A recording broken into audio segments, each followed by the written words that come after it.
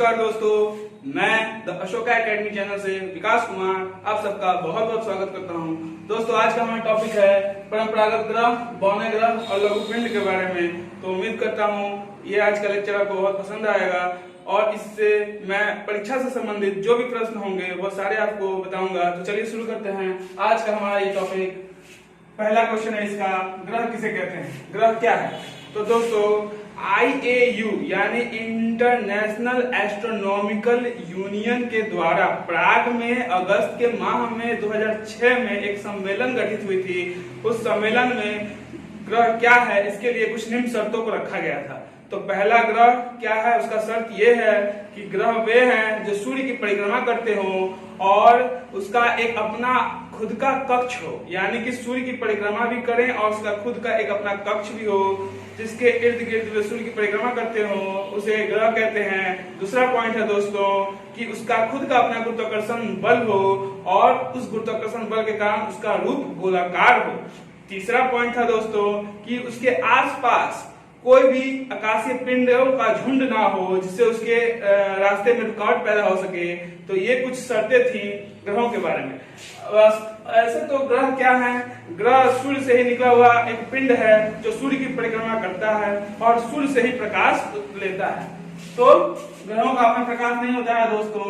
अगला सवाल है हमारा आज का, आंतरिक और बाह्य ग्रह। तो आंतरिक ग्रह और बाह्य ग्रह किसे कहते हैं, तो मैं आपको एक चित्र के माध्यम से दिखाना चाहूंगा जिसमें मैं आपको बताऊंगा कि Mercury, Venus, Earth, Mars, Jupiter, Saturn, Uranus, Neptune, ये क्रम वाइज हमारे ग्रह होते हैं दोस्तों। ये मरकरी है, बुध है, शुक्र है, अर्थ है, और ये मंगल है, जुपिटर है यानी बृहस्पति है, शनि है, अरुण है, वरुण है।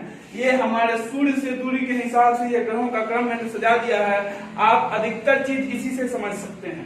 तो सबसे पहले मैंने बताया आंतरिक और बाह्य ग्रह के बारे में। तो वो ग्रह जो चार प्रथम ग्रह होते हैं उसे आंतरिक ग्रह या इनर ग्रह कहते हैं, और वे जो चार बाहर की ओर होते हैं उसे बाह्य ग्रह कहते हैं।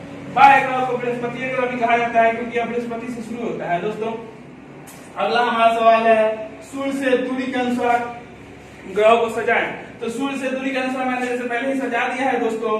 ये रहा सूर्य से दूरी के अनुसार ग्रहों का क्रम, आप देख सकते हैं बोर्ड पे।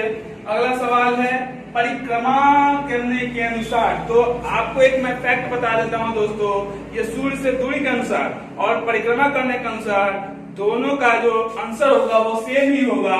वो दोनों का आंसर यही है, सूर्य से दूरी के अनुसार या सूर्य से परिक्रमा करने की दूरी के अनुसार। यानी कि सबसे पहले सूर्य की परिक्रमा जो सबसे पास में होता है दोस्तों वो करता है, और सबसे बाद में जो होता है वह सूर्य की परिक्रमा करता है, यानी सूर्य के चारों ओर चक्कर लगाता है दोस्तों।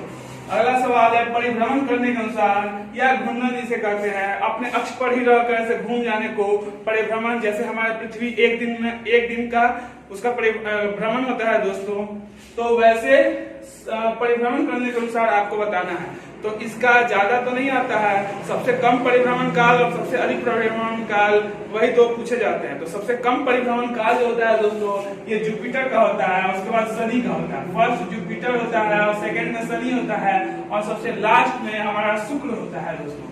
यानी कि अपनी ही कक्षा पर रहकर गोल घूम जाने में शुक्र को बहुत ज्यादा समय लग जाता है दोस्तों, और जबकि ये जुपिटर 10 घंटे से भी कम समय में घूम सकता है।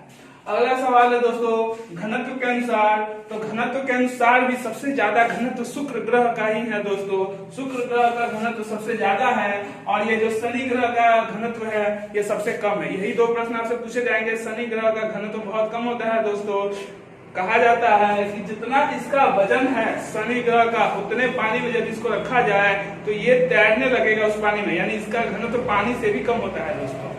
अगला सवाल है हमारा नंगी आंखों से दिखने वाले ग्रह। तो नंगी आंखों से यानी कि हम बिना कुछ चश्मा लगाए, बिना कुछ दूरबीन के ऐसे देखेंगे तो कौन कौन से ग्रह हमें दिखाई देंगे। तो सिंपल सी बात है दोस्तों, वो भी आप इसके माध्यम से समझ सकते हैं। ये रहा, हम लोग हैं पृथ्वी पे, अर्थ पे, और अर्थ के 2 इधर और 3 इधर, यानी इधर 2 और इधर 3 ग्रहों को हम नंगी आंखों से देख सकते हैं। यानी कि शनि तक को हम नंगी आंखों से देख सकते हैं दोस्तों। अगला सवाल है आकार के अनुसार सबसे बड़ा, तो आपको पता है दोस्तों सबसे बड़ा बृहस्पति का ग्रह होता है और सबसे छोटा बुध ग्रह होता है।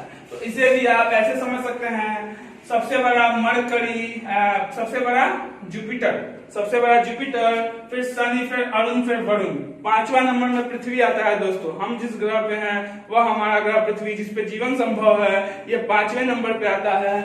और उसके बाद सबसे छोटा ग्रह बुध। तो आप इतना याद रख सकते हैं दोस्तों, मरकरी जो होता है बुध सबसे लास्ट, सबसे छोटा, और सबसे बड़ा बृहस्पति, उसके बाद शनि, तब अरुण, तब वरुण, और 5वें नंबर पर पृथ्वी आता है दोस्तों।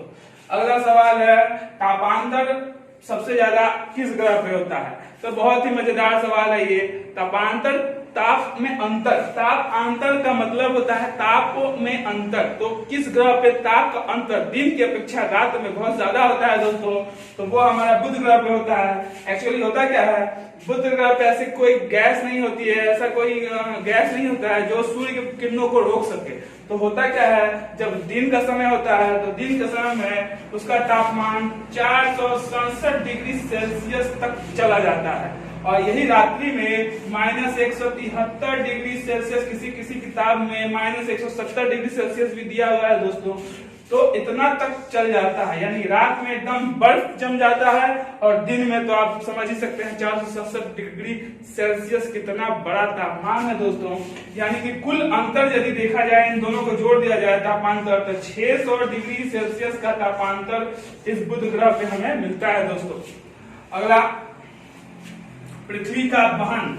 पृथ्वी का वहन किसे कहते हैं? तो शुक्र ग्रह को पृथ्वी का वहन करते हैं। उसके आकार और सब जो मिलते जुलते हैं, उसके आकार मिलता है, उसका घनत्व मिलता है, इन सब के आकार के कारण शुक्र ग्रह को पृथ्वी की वहन करते हैं, सिस्टर ऑफ अर्थ कहते हैं दोस्तों। भोर का तारा या सांझ का तारा किसे कहते हैं? शुक्र ग्रह को ही भोर का तारा या सांझ का तारा कहते हैं दोस्तों, क्योंकि ये सुबह के समय हमें पूरब की ओर दिखाई देता है और संध्या के समय हमें पश्चिम की ओर दिखाई देता है। जैसा कि मैंने आपको बताया, ये शुक्र ग्रह, इससे पिछली कक्षा में मैंने आपको बताया था कि शुक्र ग्रह का जो घूर्णन है, घूमने की दिशा है, पूरब से पश्चिम है दोस्तों। यानी कि अब पूरब से शुरू होकर पश्चिम दिशा में जाती है, और हमारा ग्रह पश्चिम से शुरू होकर पूरब दिशा में जाता है। यानी कि शुक्र और अरुण केवल दो ही ऐसे ग्रह हैं जो उल्टा घूमते हैं, और बाकी सब ग्रहों की अपेक्षा। तो इस तरह सूर्य को भी आपको पता है, मैंने सूर्य के बारे में बताया था कि सूर्य भी पूरब से पश्चिम ही घूमता है। तो सूर्य जब पूरब से पश्चिम घूमता है तो आप सोचते होंगे, सिंपल सी बात है, सुबह में हम लोग सूर्य को पूरब की दिशा में देखते हैं, तो सिंपल सी बात है, ये भी जब पूरब से पश्चिम की ओर घूमेगा पृथ्वी की अपेक्षा, तो इसे भी हम लोग सुबह में पूरब दिशा में ही देखेंगे, और शाम को इसे पश्चिम दिशा में देखेंगे। इसलिए इसे भोर का तारा या संध्या का तारा भी कहते हैं दोस्तों। सर्वाधिक गर्म होता है दोस्तों ये शुक्र। क्यों? जैसा कि मैंने बताया कि बुध ग्रह जो सबसे पास होता है, अक्सर लोग कंफ्यूजन महसूस करते हैं कि पास में तो बुध है, तो फिर बुध क्यों गर्म नहीं है? तो जैसे कि मैंने बताया, उस पर ऐसा कोई गैस नहीं है जो सूर्य के ताप को रोक सके, और इसीलिए उसका तापांतर हो जाता है, ताप में अंतर हो जाता है, दिन में बहुत गर्म और रात में बहुत ठंडा। लेकिन शुक्र ग्रह पे कार्बन डाइऑक्साइड की मात्रा बहुत अत्यधिक मात्रा में पाई जाती है, जिससे होता क्या है, कार्बन डाइऑक्साइड सूर्य की किरणों को, सूर्य के ताप को अंदर तो कर लेता है लेकिन बाहर नहीं जाने देता है दोस्तों। इस तरह हम कह सकते हैं कि यदि वो बाहर नहीं जाने देगा तो ताप उसका बढ़ जाएगा। तो ताप बढ़ जाएगा, यानी कि शुक्र ग्रह का तापमान होता है 480 डिग्री सेल्सियस के आसपास। शुक्र ग्रह का तापमान सभी ग्रहों से सबसे ज्यादा होता है, 480 डिग्री सेल्सियस के तापमान के बराबर लगभग में। अगला सवाल है दोस्तों, पूरब से पश्चिम। तो मैंने इसे बताया, शुक्र ग्रह और अरुण ग्रह दोनों ग्रह पूरब से पश्चिम की ओर दिशा घूमते हैं। तो ये भी हो गया। अक्षीय झुकाव की यदि बात करें तो इसका अक्षीय झुकाव भी पृथ्वी के समान ही है, और इसलिए यहाँ भी ऋतुएं परिवर्तन पृथ्वी के समान ही होती है दोस्तों। तो अक्षीय झुकाव शुक्र ग्रह का भी वही है। अब नजदीक तारा, पृथ्वी के नजदीक तारा, पहला तो ये सूर्य है, सूर्य सबसे नजदीक है, सूर्य एक तारा है तो सूर्य है। लेकिन उसके बाद प्रॉक्सिमा सेंचुरी नाम का एक तारा है जो 4.22 प्रकाश वर्ष की दूरी पर स्थित है।